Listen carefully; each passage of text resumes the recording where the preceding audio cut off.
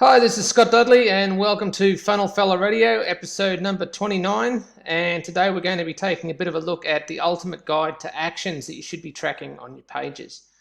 So, when it comes to tracking and optimizing your funnels, it can be confusing knowing where to start and what you need to start measuring. After all, there's dozens of things you could analyze in your funnel, but really you have to look at it from the point of view of opportunity cost. So obviously there's no point wasting valuable time on testing things that won't move the needle. So with the opportunity cost, if you're testing things that aren't really making much difference, then it's taking time away from things where you could be testing things that will make a difference. So that's where it's really important to make valuable use of your time and be testing the right things.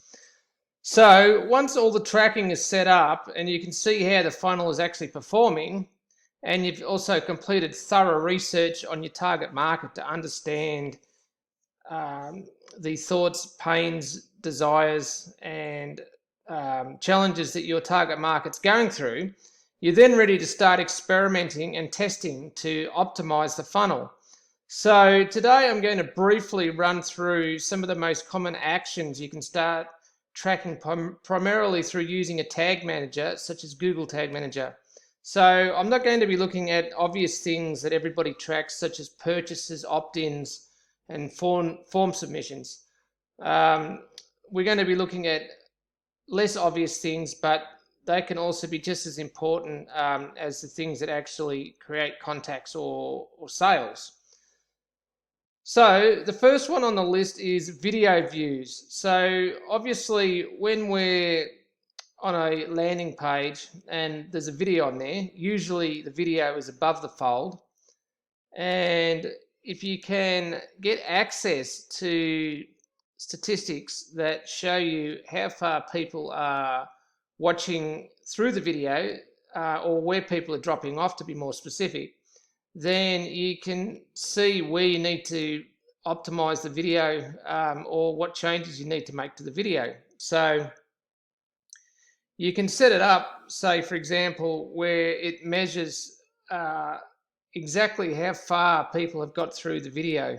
And when using Funnelytics in particular, which is what I use, you can set up actions in there where it will show you what percentage of people have reached a certain stage of the video.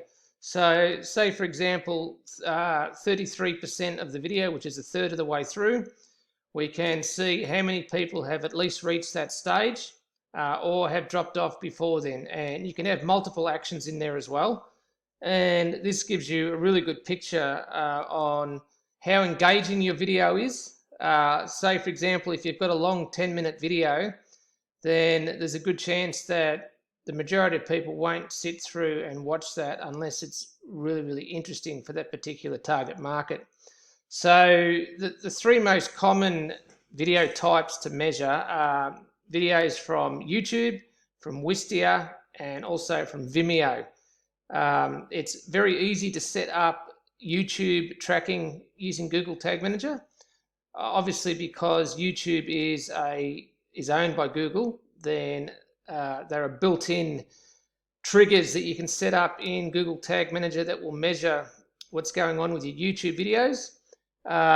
And then as far as Vimeo and Wistia go, you can also track those as well, but you'll need a specific script like a recipe that you would use in Tag Manager to be able to measure those.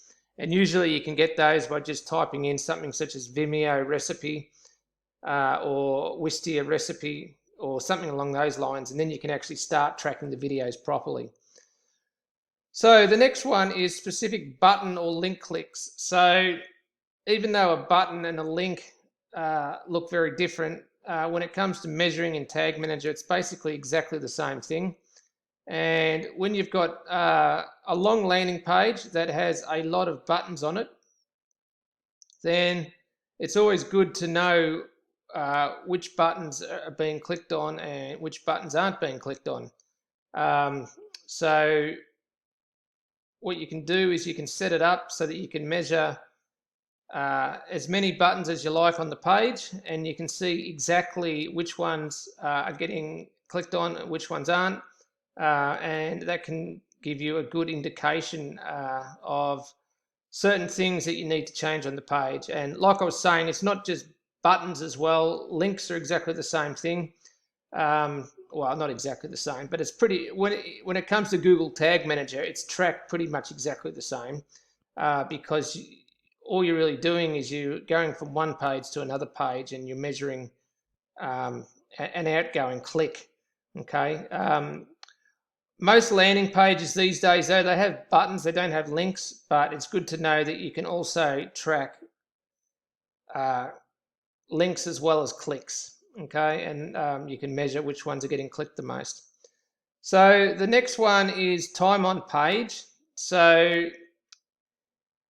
in Google Analytics, it has a feature called a bounce, where somebody visits the page but then exits without going to another page. So that doesn't actually tell you, a lot of people get confused with this, but that doesn't actually tell you, well, it's got nothing to do with how long they've stayed on the page. It's just basically if they went to a page and then they didn't go to another page, then that's basically classed as a bounce. Google Analytics will also show you the average time that people spend on a page.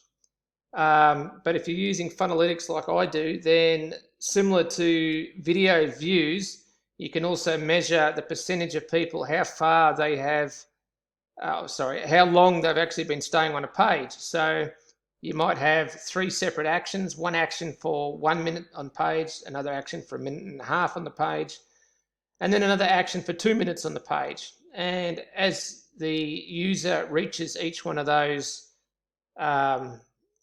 milestones, I guess you'd call them, where they've been on the page for that long, then it will register as a completed action in Funalytics.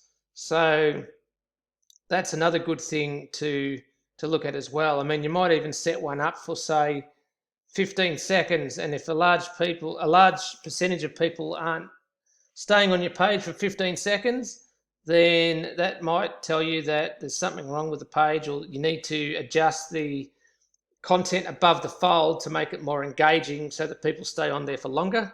Not all cases though. Sometimes you might have a page where it's got a button or a link to something that's clear and obvious, and people just click on that straight away. So obviously it depends on the actual situation, but you get what I mean. So the next one is scroll depth. Now that's an interesting one for very long landing pages. So if you've got a hugely long landing page, it's got paragraph after paragraph and button after button on there, then you can measure how far down the page people are scrolling. So you could also use something like Hotjar's scroll maps, I think they call them, or scroll map, where that will show you a heat map of how far people are clicking down the page. Well, yeah, I mean, that's not a bad method to use, but I prefer to use, once again, the Funalytics method, where you can measure how far down the page they're going. So say if you want to measure all the people that made it to 30% down the page, and then how many people made it to 50%, and then how many people made it to, say, 70%, then you can set those up and you can see where people are dropping off. And once again, similar to the time on page, you can set it to maybe 10% scroll depth, or maybe 15 or 20% scroll depth. And you can see if not many people are scrolling down below that 20% mark, then that might mean then that you need to adjust your copy, particularly above the fold again. If the page is super, super long, then you might even want to make it 5%, because obviously, or even less possibly. But just keep in mind when using Google Tag Manager, if you're measuring something that's less than 10% or more than 90%, then sometimes it has a little bit of trouble measuring exactly how far it goes, because it's so close to the extremes of 0 or 100. So normally I wouldn't go any lower than 10%, and I wouldn't go any higher than 90%, but you get the general idea once again. Uh, there are also other things that you can do as well, which are a bit more advanced, such as pixels. Um, if they've hit a certain pixel on the page, but usually I just prefer to try to keep it simple. If you're super advanced at Google Tag Manager, though, then you would know how to set that up. So then another one that could also be used is pop-up views. So say, for example, if you've got a page and then when you go to exit the page or show exit intent by moving the mouse up towards the top of the screen, then a pop-up will appear. So you can use Tag Manager to trigger every instance of when the pop-up appears, and then you can see the percentage of users that actually saw the pop-up on the page. And you could also track on there as well how many took the actual action of submitting the form on the page as well once they saw the pop-up. So, I mean, there's really endless possibilities that you could do here. And it's all really based on um, the data that you've got and also the research that you've done as well, as I mentioned before. And then lastly, which I did say that I wasn't going to look at purchases, but I think this one is worth mentioning as well, where you have an order bump purchase and non-order bump purchases. So if you're using an order form on something like ClickFunnels, and other systems have this as well, where there is a checkbox down the bottom where you can add something to the order, then you can also measure how many people actually purchased the main product with the bump and how many people purchased the product without the bump. And that's a good way to see as well if your bump offer is a decent enough offer and is attracting the attention of the target market. So anyway, that's pretty much all I've got for today. That was just a bit of a quick, brief rundown through some of the actions that you could be using to track on your page.